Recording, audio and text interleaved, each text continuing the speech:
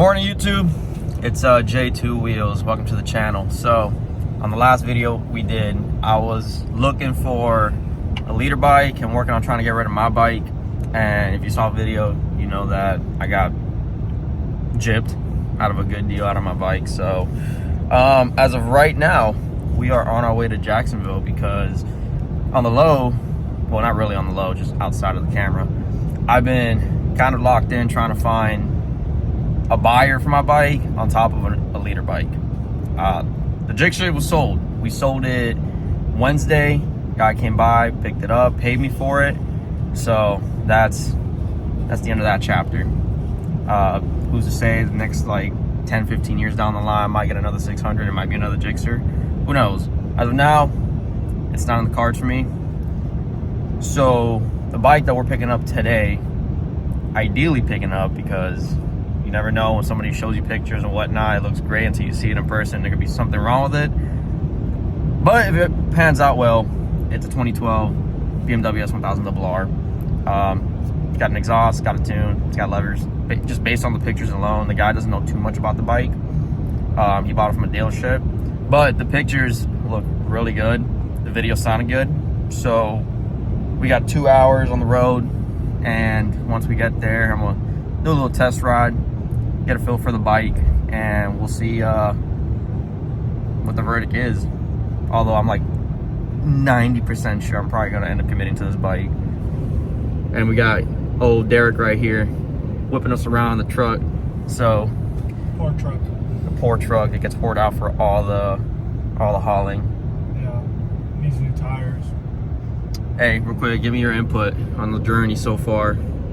Like the journey of you selling your Gixxer? The journey of what I've gone through, especially that you've experienced it on your own. Honestly, the journey's been fine. I knew it was going to be a lot of ups and downs, but it was more about keeping your head level to make sure you didn't make a drastic measure, like make a drastic decision where like you got a bike that wasn't suited for you, and on top of that, you also didn't rush before selling the Gixxer. So, I mean, that was pretty much my job as your roommate. Yep.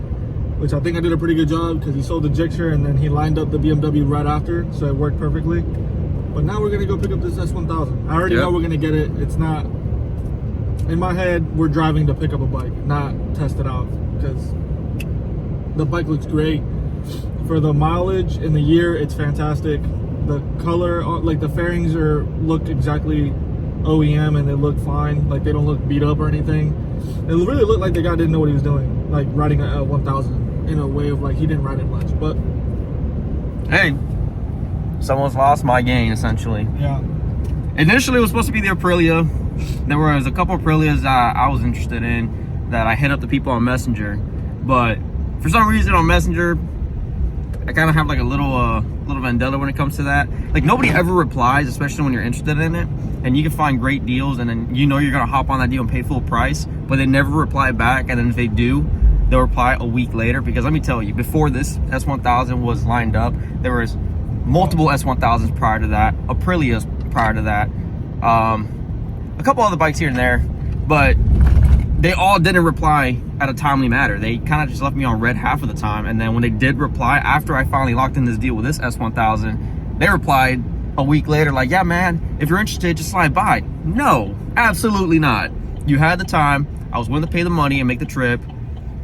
So you know what, for those who are watching this, if you're one of those people that are selling stuff on Marketplace and somebody asks you if they're interested in shut your bubblegum dumb looking ass the fuck up. if you're interested in selling, you need to like respond, at least have the courtesy of saying not now or sure, something. Man, that was just annoying, honestly. Yeah, I think that was the biggest the biggest obstacle in the process was just getting people to respond. And like, you weren't lowballing them, you were telling them like, hey, this is my price, this is as high as I can go. Do you like, and it wasn't even anywhere off like crazy. Like some people were selling their bikes for 15.5 and you were saying 15, is that okay? Which isn't crazy by any means. And people were just like not responding, period. And it's kind of annoying when you have the money, you know you want to buy, you're set on it, and people just don't care. I don't know. I think listing something on a place where you're supposed to sell it and then not responding is kind of like contradictory. Like you're contradicting what the purpose is, but whatever. It's dumb. And this guy responded quick. And funny enough, this S1000, we saw it like 3 weeks ago, and he was hitting the dude up while he was still looking at other Aprilias, and this bike stuck around. So I feel like when I told Jimmy, like, the bike that is meant for you is gonna find you. If this bike stuck around for that long while you were looking at other bikes, it means something. It means that this bike was probably meant for you to find it, because if not, it would have sold already. Like, this bike isn't in bad shape whatsoever. So the fact that it's still on Marketplace and you found it and got to it after hopping around other bikes, I think this is the one. All right, so we just got done picking up the bike, as you can see back there. When we get home, we get in the garage. I do a full walkthrough on the bike and everything on it. Things are gonna get replaced, mainly because I'm very particular when it comes to certain things, especially on a bike. We're about to stop somewhere, get some food, because I'm actually starving now. Yeah. Disgustingly hungry. Starving right now. Yeah. Lifting that bike up the truck just made me hungry as hell. Yeah, I will say this though, it's weird.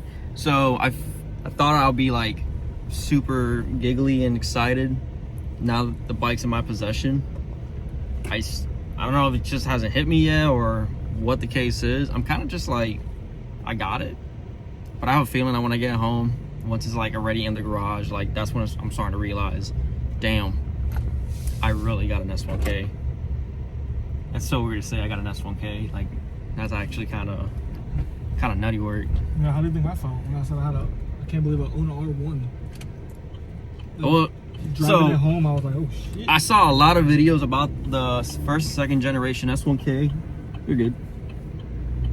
And a lot of people were saying that, like, if you're going from a 600 to that, the weight itself doesn't really feel all that different. Obviously, the power is going to be there regardless. It's the 1000. But the weight itself, when you're riding, it's very flickable. It's super maneuverable. Like, it's almost like you're riding a 600, just now with more power. And I never really like fathomed that idea, because after sitting in all the other 1000s, you know, I felt the bike was just obviously just a little bit heavier.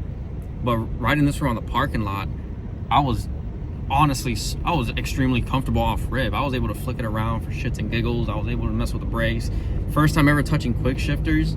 That's actually kind of, I ain't gonna lie, no wonder motherfuckers like that shit. The quick shifter is nice.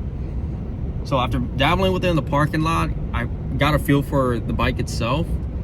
Just now, when I get home, it's waiting for the title. So doing a little maintenance on it, changing fluids, checking the chains and sprockets, all that good stuff. Some blemishes here and there that I want to get rid of.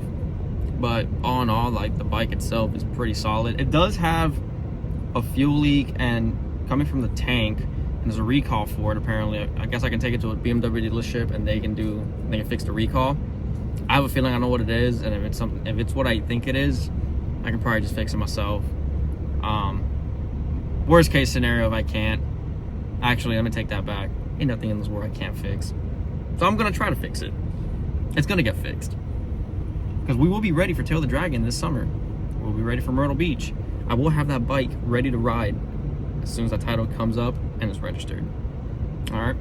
Well, we're gonna find something to eat first, and then hit the road back home, and then we'll do a walkthrough on the old S1K, which I gotta think of now a nickname for her, because the Gixxer was Jenny G or Red Tail, have many names, but now I gotta really think about what I want to name the S1K.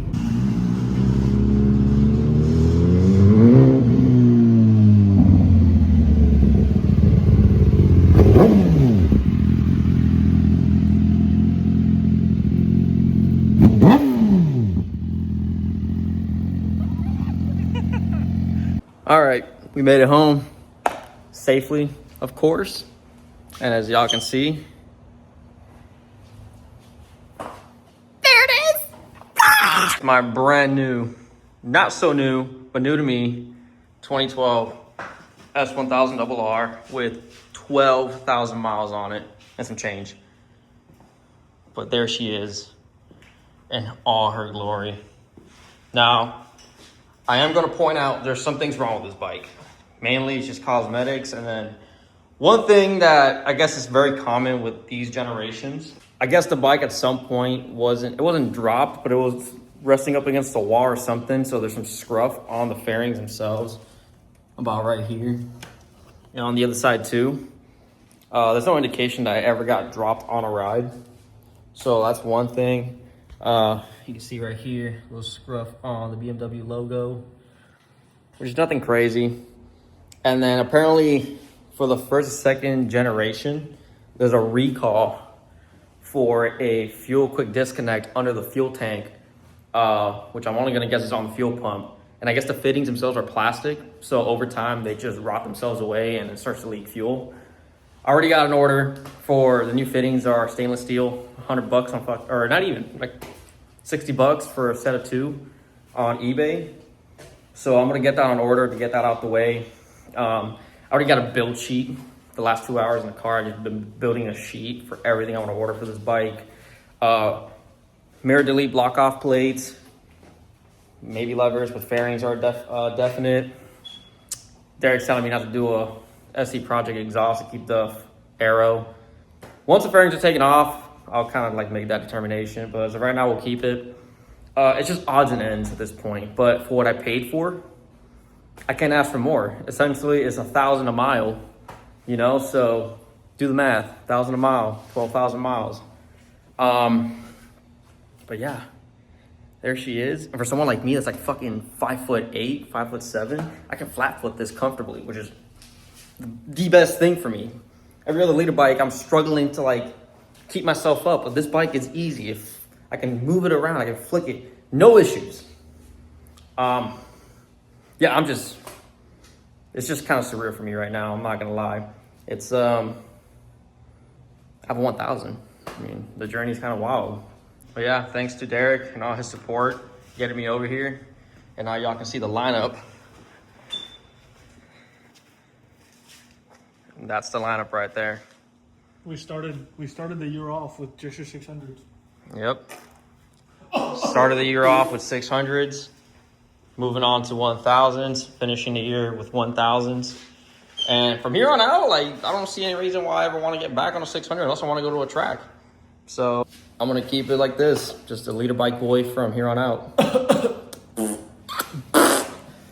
Stay tuned for my next video.